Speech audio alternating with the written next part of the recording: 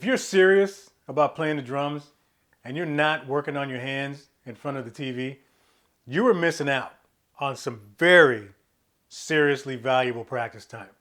Nothing affects how you sound on the drums more than the development of your hands, which is why you should always be working on it. You've heard me say that a billion times in other videos.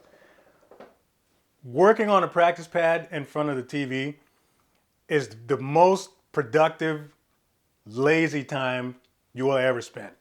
So in this video, I'm going to give you 3 legitimate reasons why working on a practice pad in front of the TV is the best thing you can ever do. Now, before we get too deep into this, because I'm also going to give you a handful of tips on how you can sort of maximize your practice time in front of the TV here, I'm just going to show you what I have here. And this is what I use in my little station. This is my side of the couch, and this is what I have here. So, first of all, practice pad. This is the Roland RP2. You don't have to have a mesh one. This is the one I use.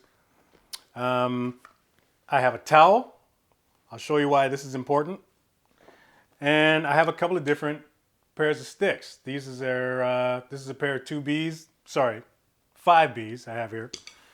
I also have a pair of 5As. And I also keep some marching sticks. There's some really thick, heavy sticks. Handy as well if I feel like using them.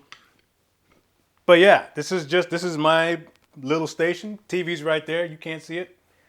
And, you know, my wife and I are not very social people. Like, we don't go out a whole lot unless it's for dinner or whatever. So our main source of entertainment is TV. You know, we do a lot of binge watching and a lot of movies and stuff like that. So if I'm just sitting here and I don't have sticks in my hand, I start to fidget. There's probably a lot of you guys out there that are the same way. So I always have to do something. So I'll just pick up a pair of sticks and just start moving them.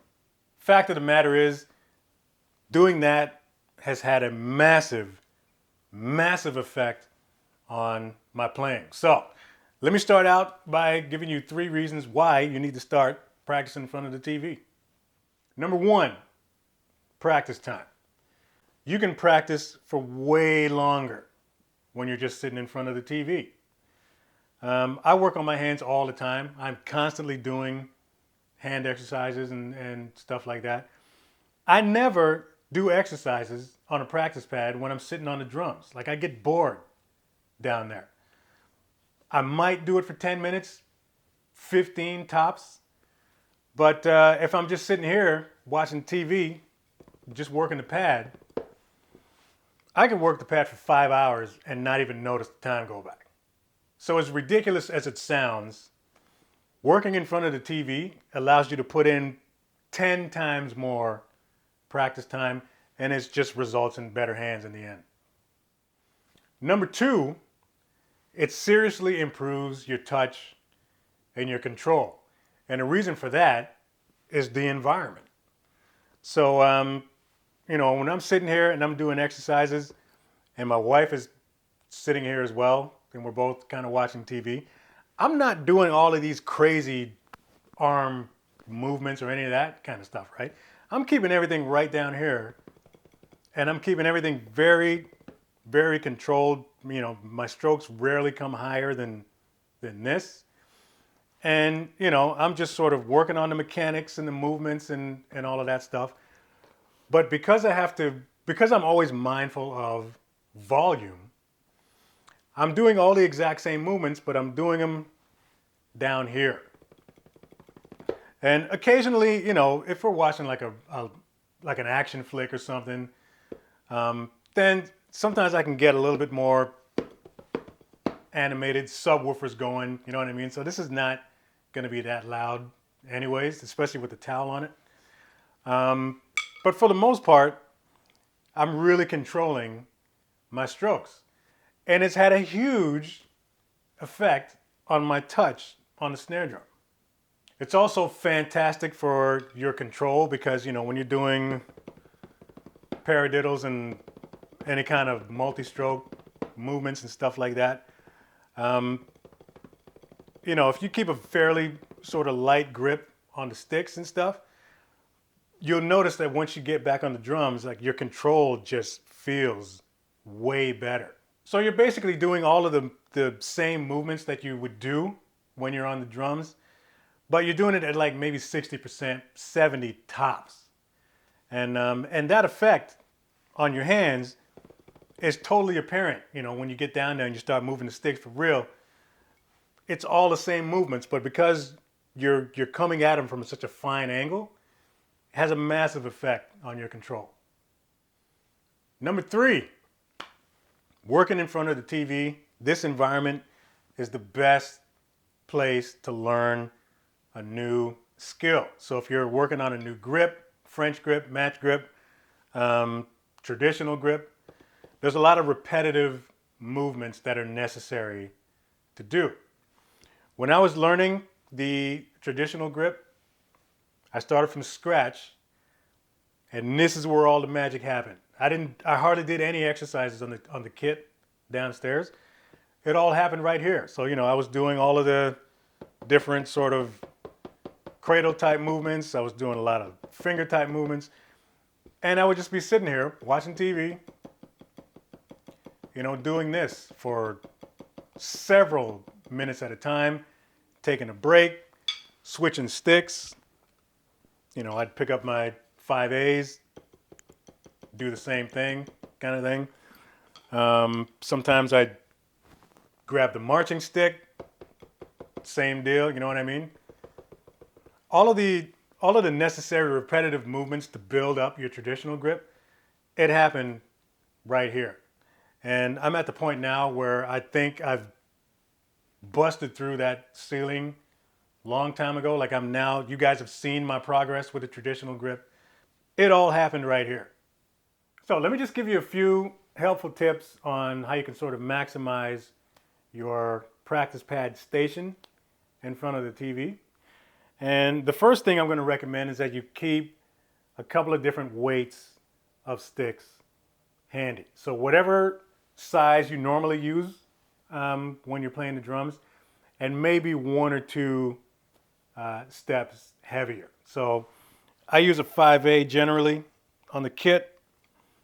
These are my 5As. I also have 5Bs, and I have these thick, sort of heavier kind of marching sticks. And when I'm doing exercises, I'm not really too concerned with which pair I end up starting out with. I'll normally just kind of weave in and out. So I'll start with one, you know, do that for a few minutes or whatever, and then I'll swap those out, pick up the heavier pair, do the same kind of thing, just to sort of feel the weight of a couple of different sticks. The main reason I do that is because I don't just have one size of stick in my stick bag, because depending on the gig, I use a different stick, right? Whether it's lighter for quieter rooms or heavier if I'm playing, you know, an outdoor festival or something like that. So I don't want one weight to feel completely foreign, you know, when I'm using one grip compared to another one, right? So I'll just keep different pairs, different weights handy. And the other benefit to doing that, of course, is the weight factor itself. You know what I mean? Sometimes when you work out long enough with a heavier stick and then you pick up a lighter one, all of a sudden your hands are just kind of flying and it just feels better. Tip number 2, and this is actually really important for a couple of reasons. Keep a towel handy. I have a small hand towel here, cool little Yamaha towel, represent. But I keep a towel handy, and this is cool because you can sort of adjust the degree of resistance on the pad, right? So, you know, if I want to change the feel, add a little bit more resistance, I just fold it up, lay it down. Just gives me a couple more layers of resistance. It's quieter, which is great. So if you're watching TV with your family, your spouse, or whatever, it's a lot quieter. So yeah, those are the two main reasons, man. It's just the sound level, and also you can adjust the resistance of the rebound on the pad. Tip number 3 is posture. So you want to make sure that you're in a seated position where your posture feels the same from the waist up. So you can tell from how I'm sitting here, the way I have my pad situated, it's pretty much the same height as my snare is, which is around my sort of navel area. And my elbows are still tucked in. So how I'm playing right here, right now, feels exactly the same when I sit on the kit. So you want to find a position, whether it's where you can find it on the couch or, you want to sit in a chair or something. You want to make sure that your posture is the same from the waist up. Doesn't matter what your legs are doing. My legs are kind of stretched out when I'm sitting on the couch because I'm just comfortable. But from here up, it feels the same. Tip number 4, and this is something I used to do a lot when I was learning the traditional grip. Main reason because I'm a gigantic nerd, and I just always think of doing stuff like this. But I would grab my laptop. I'd grab my laptop, set it up right there, set it to photo booth, and point the camera down to my hands and record my hands while I was playing. And I do that mainly because, I just want to make sure my hands look right. Everything's looking the way it should when I'm doing that. And, sometimes I just use the camera itself, or sometimes I would hit record and actually record my hands for a few minutes and just take a look at them, make sure everything's kind of cool. These are just like extra nerdy steps that you can take that don't have any downsides. You know what I mean? All of that kind of stuff is just going to help you. Tip number 5, take breaks. When I say I'm doing exercises for whatever, 3, 4, 5 hours, it's not straight. You know what I mean? You got to take breaks. Always break for snacks, especially when you're watching TV, man. Make sure you take snack breaks, you know what I mean? And then just get right back to it. So you don't really have to be too conscious of the time, but just make sure you're not going like a maniac, you know what I mean? Like take the occasional break, give your hands a little stretch and throw them around a little bit and get them nice and loose again, and then get back to it. Tip number 6, and this is a bonus tip that I'm going to leave you with. Don't worry about routines, all right? You don't need to write out any kind of practice regimen when you're sitting in front of the TV. That's kind of not really the point. I mean, you can do it if you want, absolutely. But there's no time limit when you're sitting in front of the TV. So I don't worry about routines. I do singles, I do doubles, I do paradiddles and flams, whatever I feel like doing. And all I want to do is just move the sticks around. Now, when I'm working on something specific, like, if you're trying to learn an actual grip and you want to sort of do the whole repetitive movement thing, that's probably the closest you're going to come to sort of any kind of routine type thing. But you're basically just going to pick a movement and just do that. You don't necessarily need a routine to do it. You know what you're trying to accomplish. You know what the movement is. So all you got to do is just sit there and do it.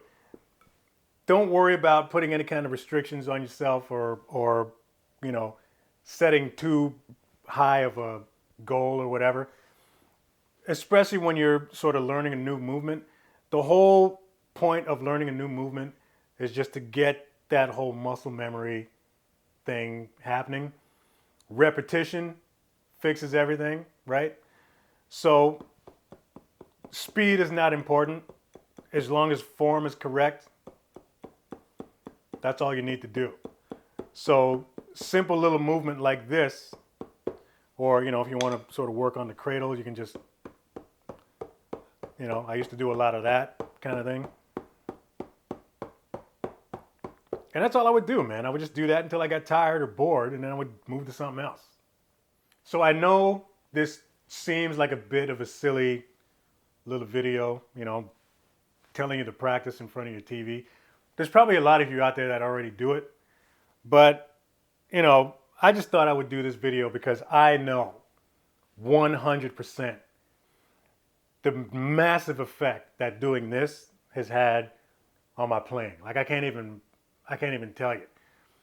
All of my technique, you know, a lot of my hand technique and stuff like that, you know, I get a lot of emails and nice comments from a lot of you watching, sort of complimenting me on my technique and whatever. Happens right here, man. It all happens right here. Like I said, I rarely, if ever, do hand exercises when I'm sitting on the kit. It's always right here. And because there's no time limit when I'm doing this, because I'm not, although I'm aware of what I'm doing, I don't have a time limit on myself. I'm not doing this for 10 minutes, 15 minutes, whatever. Because I'm not concerned with any of that, I end up doing it for way, way longer.